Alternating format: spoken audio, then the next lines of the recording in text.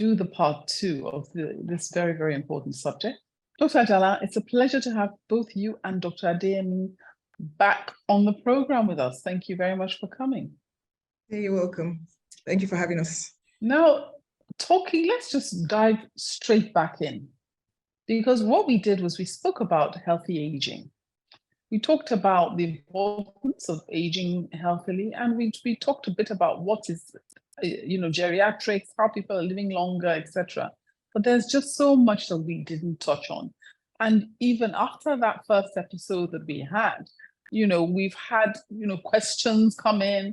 People want to know about this. People want to know about that. It's so it's just so important that we, follow through with this call today. So starting off, let's start afresh, and just as a quick reminder about what is healthy aging. What do you consider to be healthy aging? So we talked about what aging is, and aging is basically the process of the body getting older. And what we said about that was that, from birth till age 30, you are growing. Once you hit 30, that's when aging starts. And what happens at that point is that the cells start to age, they start to decline. That's the word to use. So if you don't address it at that point, if you don't take steps at that point, then what would happen is that as you get older, you age, you become frailer, weaker, etc. So healthy aging means that you are aging or you're getting older in a healthy way. And just to give a bit of context, so you can be 70 years old and have a body that as fit and robust and well as someone who is decades younger. And for you to achieve that at age 70, 80, that means that you have done something over the course of the years before, from that age 30 up to that point, that has kept your body healthy. That really is the essence of healthy aging. That's what it means. Now, aging in a healthy way. Now, that's very important, because as you say, everybody says, you know what? I want to be that one that is 70 looking 50 or 45 and fit and dynamic, etc. But have I missed the boat? I didn't start when I was 30. I didn't start when I was 40. I'm now in my 50s. Is it too late for me? Can I still achieve that? What do I have to do? So there is no age that is actually too late. Even in your 80s, you can do things that will enhance your life and make the rest of your life easier. So there's no such thing as too late. I think that people in my experience as a geriatrician, people start to think about aging healthily from the age of like 50, actually. So, most people feel invincible until they get to 50. It is only when they hit 50 and things start to decline, things start to, hurt. The memory is not quite as sharp. They're dealing with things like high blood pressure, cholesterol problems, etc., or looking at their parents, they're seeing their parents who are very frail, their memory is not good, and, maybe have had a stroke or two. That's when people start thinking, gosh, I need to look after my health. That's when people start thinking about healthy aging. And even at that point, like most of us are now, or many of us are now, you can do a lot. You can do a lot for yourself. And that's what will make your that's what we want to dive into straight. We don't want to waste time now. What do we need to do? We're all ears, and we want to know, what do we need to do now? What can we start tomorrow? In fact, for some of us, what can we start tonight to try and, key into this? Okay, start yesterday. So the first thing I always say is that you've got to invest in your body. You've just got to invest in it. So, lots of people invest in things, you invest in food and drink and invest in parties and all that. You've got to invest in your body. You've got to treat your body as a valuable asset that you've got to look after. My number one, and I'm just driving straight through, is exercise. You've just got to exercise. You've got to get your body fit.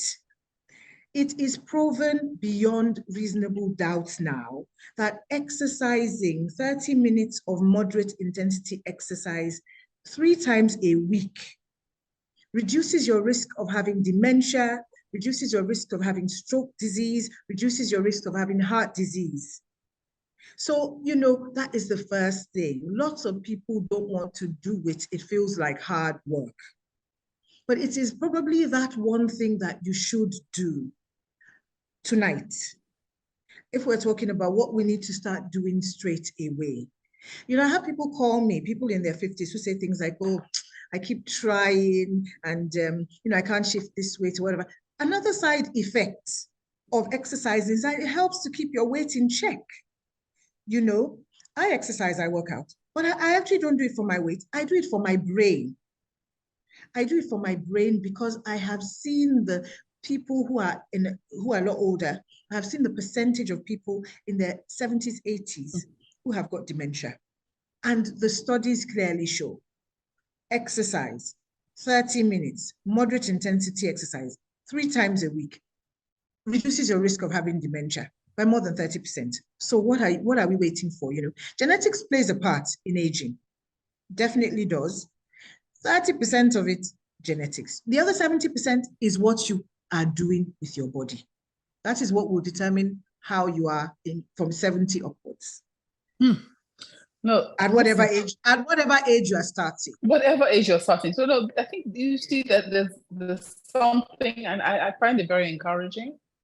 Because also, you know, you've talked about exercise. Does it mean going to the gym? Because a lot of people think you have to go to the gym to exercise, but you don't, do you? What can you do? This 30 minutes, what can it be? You know, how can we, you know, how can some people who really haven't exercised before, and there are a lot of people out there who haven't, and who are not these ready to go on the gym, on the treadmill or jog or whatever, what can they do? So disclaimer, I don't like gyms. I don't go to a gym. Okay. So practical, you could start walking. So start walking, but not the kind of walking where you're just walking and on your phone and strolling and taking your time. 30 minutes is up now.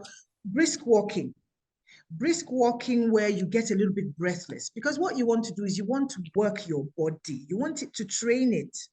So you've got to get a little bit breathless. You've got to sweat a little bit. So, you know, not just strolling on the phone, talking to, you know, your auntie, your children in, you know, Timbuktu, whatever. Actually briskly walking a little bit fast. Walking, so by the end of that 30 minutes, you actually feel breathless. You feel you can't just be, you can't talk. You know, you can talk, but there's a little bit of, I have to accept that, wow, that was you feel it, you know that you have exerted yourself. That's what you need to do. If you're a walker already, because lots of people, by the time they get to 50, they've started walking. Everybody's had about 10,000 steps, which is a good guide. So if we're walking, doing the 10,000 steps. So if you're one of those people who started walking from a young age, then start adding in a little bit of what we call high intensity interval training. So you walk for a few minutes and then you jog it out, you know, increase the intensity. So that's something you can start doing today. Start walking. You're a walker, start jogging. Do you understand? No. So I think that's very I believe in weight training also, but yeah. I believe in weight training also. What's that? Weight training is where you actually, you know, lifting weights. Not heavy weights, but lifting weights, trying to build your muscle. And it's important when we're talking about healthy aging, because those are the things that keep you from damaging your body later on. So insults and injuries will come. As you get older, you know, things will happen. You might have, you know, have a fall here or, you know, do something. But, you know, the more robust your body is, the more fit you are, the more strong your muscles are, the more supple you are, the less likely you are, first of all, to damage yourself if that insult or injury happens, and the more likely you are to recover quickly. Okay. So, yeah. Now, a question I have to ask, because somebody asked about it after the last program, and they said, you talked about dementia. What about Parkinson's? Because Parkinson's is a condition of the elderly that we seem to be seeing more often here in Nigeria. It seems to be getting more common, or is it? And then, what's the effect of all these things you're talking about? Does it also have an effect on Parkinson's, or is it just the dementia? Can you tell us what Parkinson's is? So I have to tell you about Parkinson's, especially in the context of Nigeria, and why people seem to think that it is getting more common. We've always had Parkinson's. We've always had Parkinson's disease or Parkinsonism. And I actually diagnosed someone with Parkinsonism or Parkinson's disease about 2-3 weeks ago. And this person had been seeing doctors, but they hadn't checked, they hadn't looked for it. You have to look for it. So someone comes and they've had a stroke and they're slower and they're in their chair, and you have to look for Parkinson's to find it quite often. And in Nigeria, we have a lot of vascular problems, stroke disease, from poorly controlled hypertension, poorly controlled diabetes, high cholesterol, eating all the wrong things and all of that. So when you have vascular disease or vascular injury to the brain, you can also have this Parkinson's-like syndrome, where people have the tremors, they have the stiffness, the face looks blank, they can't move. So I don't know that it is necessarily getting more common. It's like dementia. I didn't know that dementia was so common until 5 years ago. But it's clear, it's always been there. It's always been there. We just never really paid any attention to these things. Yes, and as we said, so anything they used to lock away the people with dementia before. Yes. They locked them up, just yes, as they used to lock up the disabled children. And it's just now that we're taking care of them and looking after them that it's coming out. Yeah, that's exactly right. Thank so all you. the things that I've talked about, the exercise and all of that, they'll protect the brain. So especially in the context of Nigeria and vascular problems, yes, all of that would definitely help protect the brain. Okay, thank you very much. So Dr. Adeyemi, it's over to you now to talk about issues to do with mental health and healthy aging. What are your thoughts on what we've been talking about so far? So as Dr. Ajala said, exercise is good for physical health. It's been proven to be very effective for our mental well-being as well. So whenever you think of exercise, you're not just thinking of losing weight, keeping fit, looking good. You're also thinking of your brain health, your mental well-being, because studies have shown that exercises releases the feel-good hormones like serotonin, noradrenaline, endorphins, a painkiller. So instead of having to take painkillers all the time, just exercise. It improves your mood. It relieves pain and all of that. So whenever you're exercising, just remember that you're not doing that for your physical health only. You're also doing it for your mental health. Thank you. That's so important to know about. Any other things that we should be thinking about as we're aging healthily? Yeah, I think our diet, we need to really work on our diet. My parents, I remember when growing up, we used to eat home cooked meals and with a lot of vegetables. It appeared as if maybe because they didn't have a lot of money, so we're eating really well. But now that there's a lot of westernization, advancement, and it appears that people have a lot of money, it appears that we're eating more of junk foods, processed foods, which is affecting us. I've noticed that a lot of people in their 40s are dying, from heart attacks and a lot of things. Even early onset dementia is coming up now because of our lifestyle. So in preventing all of this, we need to work on our diet. So when talking about diet, we need to go back to what our parents used to do. Trying to prepare our meals from home, not going to fast food, McDonald's and all of that. It's not an evidence of financial freedom or prosperity and all of that.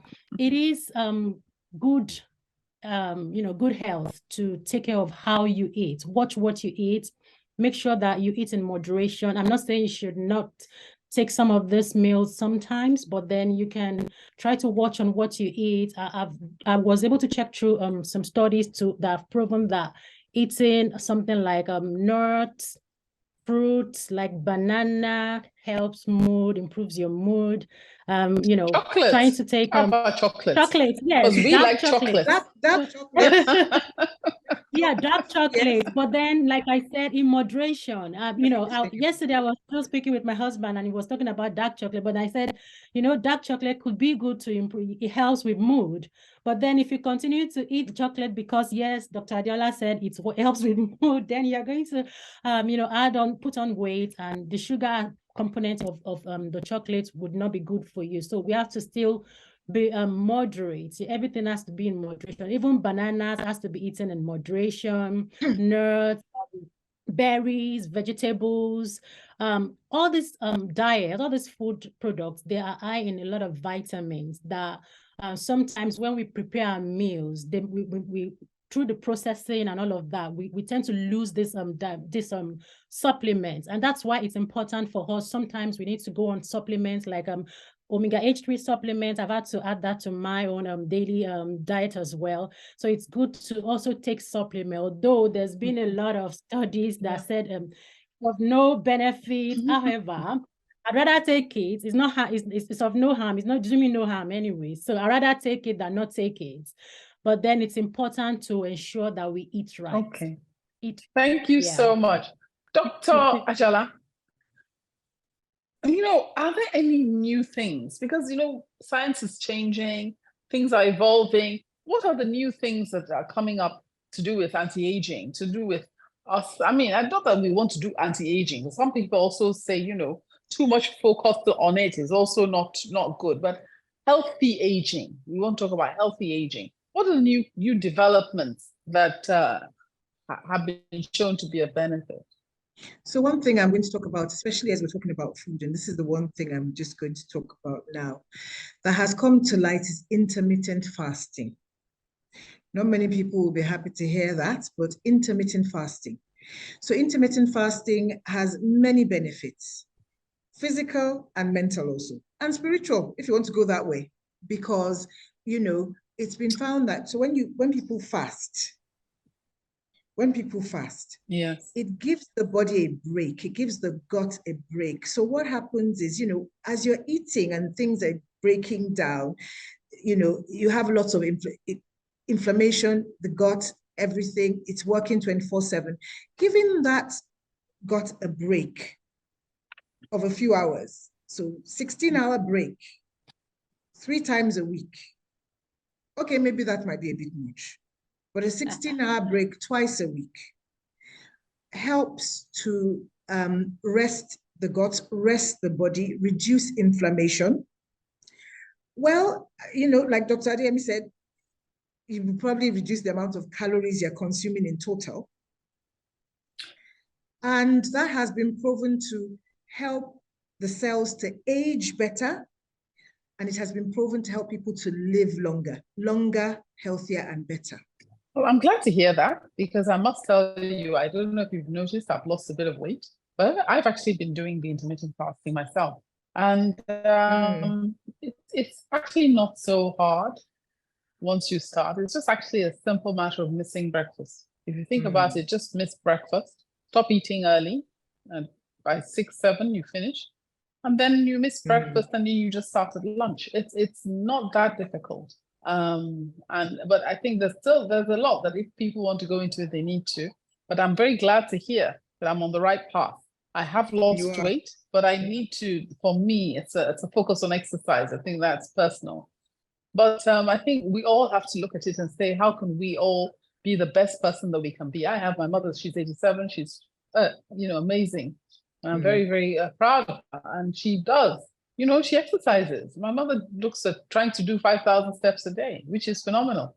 So I think we have to take all of these things you've been saying on board and see how we can do it, do it ourselves and really take ourselves, seriously, as you said, and look after that temple that we are meant to be. Yes. And yeah, I have exactly the same testimony about my mother. I always say she was the first woman, in fact, the only one I knew of her age that was exercising when I was a child. She used to work out, used to exercise, because as we get older, get into your 80s and everything, there will be things that would come, Oh. But the fitter person, the more robust person that has invested in that body, has looked after that body, has exercised, has got the stamina, physical and mental, they're the ones who will bounce back. They're the ones who will bounce back. Yeah, I think that reminds me of my grandfather as well. I mean, my grandfather was 90 or close to 100 before he passed away. And I remember when we used to go to church for all night service and all that, he would stand up praying, and most of us would be tired and would sit. And I'm like, oh, see, grandpa is standing. So he's very fit. He goes out, he takes his walk. He was very, very fit until he died. Until in his 90s, he was so strong. We had to tell him to stop fasting. Like when he was in his 90s, he was still fasting. You can't continue to fast. I think you're getting older and all that. So I suppose we need to try to cultivate those habits that our parents, our grandparents, did, the things they used to do then that help them age well. Yes, and I think what is also useful is that when, my husband comes from Washington State, and it always amazes me when I go there. You see the obituaries there. They are all in their hundreds, 107, 115. In fact, when I first saw it, I thought these people are pulling my leg. They don't know when they were born. But no, they do know. And they're very clear. In fact, I remember the first time I went there with my mother-in-law, said, oh, this is our relative. He's over 110. I thought to myself, but it's true. And they live very healthy lives, and they eat a lot of green vegetables. Yes. Dr. Ajala, Dr. Adeyemi was talking about the fact that supplements, because a lot of people are taking supplements. They're taking a lot of supplements. I mean, what are your thoughts on supplements? How good are they? How useful are they? So I'm a geriatrician who doesn't like my patients having too many pills. COVID set in and everyone was on turmeric, vitamin C, zinc, vitamin D. What else were they on, Adeola? Garlic. An arsenal of vitamins. By the time they come to see me in clinic, they bring a bag that somebody has to drag in behind them. And quite frankly, for me, just looking at all those pills used to make me physically sick. Talk less of the poor person who's taking all these pills. I do not believe in oversupplementation. That is one of the first things I look at. I believe in having a good multivitamin. Find one of these ones that has everything in it and is one tablet, one capsule. Well woman 70 plus, well woman 50 plus. There's a well woman anything plus. And they have most of the things that we need. So if we find that your body is deficient in something, we can treat it. But otherwise, just over supplementing. So Dr. Adeyemi now takes omega-3. I take evening primrose oil. I use that because I got to menopause and everything broke out. I broke out like a teenager everywhere. So I supplement with evening primrose oil because it helps me. But then I don't over supplement. So I'll check my vitamin D levels, for instance. If it needs treating, I'll treat it, but I wouldn't then carry on taking vitamin D just because during COVID it was a good thing. Okay. Find one good supplement, one that has everything in it that you need. Speak to your doctor and go with that one. Because otherwise we go into polypharmacy in old age. Yes, that's 20 true. Tablets. Now, unfortunately, you won't believe this, but the program has come to an end again. So this is it. What are your final words for our listeners? Dr. Adeyemi? Okay, so I would say that we need to be intentional about what we do as we age. Let's not forget that aging doesn't mean that you have to wait till 70 before you start aging. As long as you're 30 and above, you started aging. So you need to start doing things, cultivating habits, healthy habits that would improve both your physical and mental health right now. Dr. Ajala? So from me, I'm just going to say that, lots of people come to me, they have a fear of aging. They're actually afraid. Instead of having a fear of aging, start working. If you actively start working like Dr. Adeyemi said, intentionally on doing those right things for your body, investing in your body, in your mind, then you don't need to have that fear. Try and replace that fear with the possibility of having a very good, healthy, fit old age that you will enjoy.